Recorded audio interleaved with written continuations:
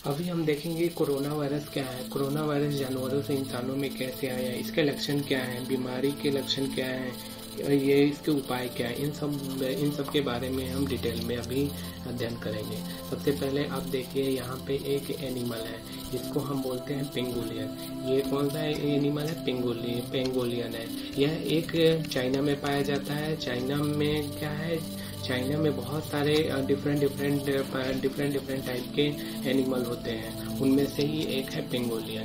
Pangolin में virus आया किसके कारण आया? पेंगोलियन में आया ये चमगादड़ के कारण। चमगादड़ आकाश में मंडराते हुए अपने लील के जरिए कोरोना वायरस का अवशेष छोड़ा, जंगल में जमीन पे पड़ा और जंगली जानवर संभवतः पेंगोलियन इसे सूंघा और इसी के जरिए जानवरों में फैल गया। ये क्या है कि ये जो चमगादड़ होता है यह स्तनधारी एक पक्षी होता है। इसमें बहुत सारे बीमारियों के वायरस होते हैं। इसके जरिए बहुत सारी बीमारियां आ जाती है, लेकिन ये इसके बेनिफिट भी एक है कि ये वातावरण को बहुत शुद्ध भी रखता है। अब हम आते हैं ये जो पेंगोलियन जो जानवर था, ये पेंगोलियन जानवर संक्रमित जानवर दूसरे जानवरों के संपर्क में आया। उसके बाद क्या हुआ कि ये जानवर को बेचने के लिए मार्केट में लाए। मार्केट में लाने से क्या हुआ कि ये इंसानों के संपर्क में आ गया। आदमी के संपर्क में आने पे ये एक न्यू वायरस बन गया। देखते हैं कि क्या है कोरोना वायरस। कोरोना वायरस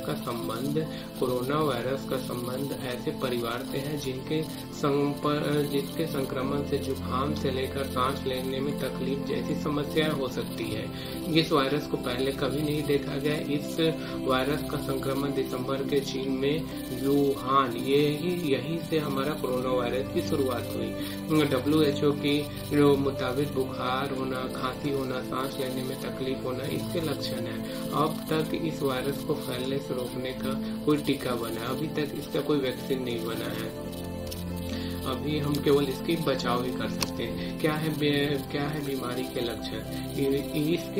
क्या है बीमारी के लक्षण? इसके लक्षण फ्लू से मिलते जुलते हैं। संक्रमण के फलस्वरूप बुखार, जुकाम, सांस लेने में तकलीफ, नाक बहना और गले में खराश जैसी समस्याएं उत्पन्न हो जाती है। यह वायरस एक व्यक्ति से दूसरे व्यक्ति में फैलता है। एक व्यक्ति से दूसरे व्यक्ति में फैलने के कारण ये बहुत ही खतरनाक है, इसलिए इसको लेकर बहुत सावधानी बरती जा रही है। कुछ मामलों में कोरोना वायरस घातक भी हो सकता है, खासतौर पर अधिक उम्र के लोगों जिन्हें पहले से ही अस्थमा, डायबिटीज और हार्ट अटैक की बीमारी हो। ज्यादातर लोगों की जो डेथ हो रही है वो दूसरे बीमारी के कारण हो रहे हैं, क्योंकि ये वायरस बहुत थोड़ा डेंजर है। इसी कारण हम इस पे ज्यादा अटैक कर रहा है। क्या है उपाय? स्वास्थ्य मंत्रालय ने क्या है बचाव के उपाय वही है कि हम ज्यादा से ज्यादा सेफ्टी रखें। हम खांसते और छींकते समय नाक और मुंह के रुमाल और टिश्यू पेपर को ढककर रखें। जिन व्यक्तियों को कोल्ड और फ्लू के लक्षण हो उनसे दूरी बना के रखें। अंडे और मांस का सेवन से बचें। जंगली जानवरों के संपर्क में आने से बचें, क्योंकि जंगली जानवरों में भी वायरस होता है। और सब पहले मेन है कि साबुन से हाथ बार बार धोएं। अब कोरोना की पहचान के लिए लक्षणों पर गौर करें। ये हो सकता है तेज बुखार हो जाना, बहुत तेज बुखार हो जाना। अगर किसी व्यक्ति को सूखी खांसी के साथ तेज बुखार है तो उसे एक बार जरूर जांच करानी चाहिए। अगर यहाँ पे क्या है सूखी खांसी, मतलब जैसे आप खांसते हैं तो कुछ उसके साथ कुछ आता रहता है मुंह से आपका, तो वो पार्ट नहीं है, केवल जोर से आपकी खांसी है तो ये इसके लक्षण हो सकते हैं। कफ और सूखी खांसी हो, सांस लेने में प्रॉब्लम हो, सांस लेने में अगर प्रॉब्लम है तो भी उसके लक्षण हो सकते हैं। फ्लू कोल्ड जैसे लक्षण हो सकते हैं। डायरिया और उल्टी। कोरोना से संक्रमित लोगों में डायरिया और उल्टी के भी लक्षण देखे गए। कुछ मरीजों में जो डायरिया और उल्टी था उनमें भी कोरोना वायरस के लक्षण दिखे गए हैं। सूंघने और स्वाद की क्षमता में कमी। इसके और भी लक्षण क्या है? सूंघने में, स्वाद की क्षमता में कमी बहुत से मामले पाए गए हैं। कोरोना से संक्रमित लोगों को सूंघने और स्वाद की क्षमता में कमी आती है। अब कोरोना में हम देखते हैं कि कोरोना में किनको ज़्यादा इफेक्ट पड़ रहा है। 9 साल के बच्चों में कोई ज़्यादा इफेक्ट नहीं पड़ रहा है। 10 से 39 में 0.3% लोगों को डेथ हो रहा है, और यहाँ पे 0.2% का मतलब ये है कि यहाँ पे कितना हो जाएगा, 1000 में 2 मैन की मृत्यु हो रही है, 2 पीपल की मृत्यु हो रही है। यहाँ पे आप देख लीजिए, सबसे ज्यादा खतरनाक है 80% से ज्यादा उन लोगों के लिए। यहाँ पे 60 से एबव वाले जितने भी पर्सन रहेंगे उनके लिए बीमारी बहुत खतरनाक है। इसलिए बुजुर्गों से आप अपने घर में उनको ज्यादा देखभाल की जरूरत है, अदरवाइज उनके लिए बहुत ही खतरनाक हो जाएगा। अब हम देखते हैं कि कोरोना वायरस ने हमें क्या क्या सावधानियां बरतनी चाहिए ताकि ये कोरोना वायरस आपसे हमेशा के लिए दूर रहे। सबसे पहले आप बार बार अपने हाथ को साबुन और पानी से धोएं और सैनिटाइजर का इस्तेमाल करें, नंबर 1।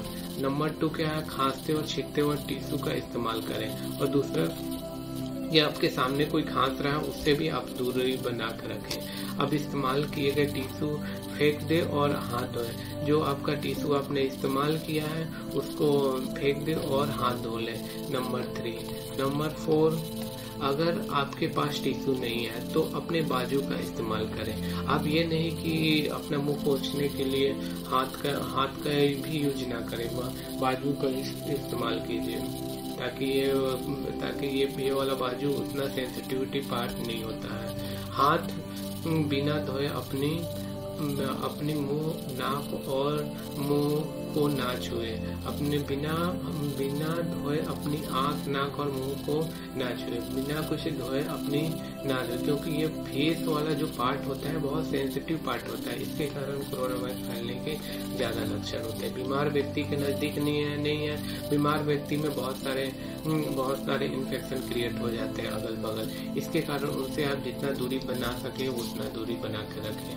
अब हम देखते हैं कि बॉडी में क्या क्या लक्षण दिख सकते हैं। एक तो आप देखिए, आपके सर में एक दर्द रहेगा, सिर दर्द रहेगा, पेन रहेगा। यहाँ पे इस पार्ट के कारण खांसी रहेगी, सूखी खांसी जिसे भी बोल रहे थे, सूखी खांसी आ जाएगी। उसके बाद सांस लेने में परेशानी आएगा, आप इजिली सांस नहीं ले सकते। मांसपेशियों में दर्द रहेगा, बुखार और थकान, बुखार बहुत तेज हो जाएगा, थकान फील रहेगा। संक्रमण होने से पहले बुखार होता है, फिर सूखी खांसी होती है। 1 हफ्ते बाद सांस लेने में परेशानी होने लगती है और मरीज को अस्पताल में भर्ती करना पड़ सकता है। पहले तो क्या है कि उसके लक्षण दिखते हैं, उन्हें सिम्टम दिखते हैं, उसके बाद ही आपको परफेक्ट दिखता है कि हाँ आप कोरोना के अंदर में आ गए। जिन लोगों को कोरोना वायरस है, अधिकतर लोग जिन लोगों को इनिशियली क्या है कोरोना वायरस भी छोटे लेवल पे होता है, उनमें से अधिकतर लोग आराम करके और पैरासीटामोल जैसी दर्द कम करने वाली दवा लेकर ठीक हो जाते हैं। क्वारंटाइन कर लेते हैं, उनको बाहर रख देते हैं, थोड़ा आराम करते हैं, लोगों से दूर रहते हैं तो इसके लक्षण कम हो जाते हैं। लेकिन अस्पताल में भर्ती होने की जरूरत तब होती है जब व्यक्ति को सांस लेने में दिक्कत आना शुरू हो जाए, तभी आप हॉस्पिटल आपको जाना चाहिए। मरीज के फेफड़े के जांच कर डॉक्टर इस बात का पता लगाते हैं संक्रमण कितना बढ़ गया हो और मरीज को ऑक्सीजन या वेंटिलेटर की जरूरत है। उसको देखते हैं कि अगर सांस लेने में प्रॉब्लम है तो कितने ऑक्सीजन देना है या वेंटिलेटर की जरूरत है। अभी आपने सुना होगा कि भूलकर भी ना खाए हाइड्रोक्सीक्लोरोक्वीन। ये क्या है कि एक मलेरिया का दवा है जिसे ड्रग के रूप में भी यूज करते हैं। ये यूज अभी आपने सुना होगा कि यूएसए ने भी इस दवा का भारत से मंगाया है, क्योंकि भारत में क्या है मलेरिया बहुत से लोगों को हुआ है। मलेरिया होने के कारण क्या है कि हमारे पास इसकी दवा बनाने के फैक्ट्री बहुत सारी है। डॉक्टर गुलेरिया ने कहा कि ड्रग आम जनता के लिए नहीं है, घर में लक्षण होने पर आप भूल कर भी ना खाएं। अपने मन से ही आप डिकॉक्सी क्लोरोक्विन ना खाएं। ये पहले आप डॉक्टर से सलाह लें, पहले चेकअप कराएं, उसके बाद ही ये दवा खाएं, क्योंकि इसके साइड इफेक्ट भी होते हैं। मसलन किसी को भी एलर्जिक रिएक्शन भी हो सकता है, कुछ उल्टा रिएक्शन भी हो सकता है, हृदय गति असामान्य हो सकती है। फिलहाल ये ड्रग पे पेशेंट पे यूज कर रहे हैं। वैसे इसके लिए कई ट्रायल भी हो चुके हैं, WHO भी इस ट्रायल कर रहा है। फिलहाल एडमिटेड और हेल्थ केयर वर्कर्स को भी ये ड्रग दिया जा रहा है। जो वर्कर उसमें काम कर रहे हैं हेल्थ सेक्टर में, उनको भी है, ताकि उनको काफी कम प्रॉब्लम हो।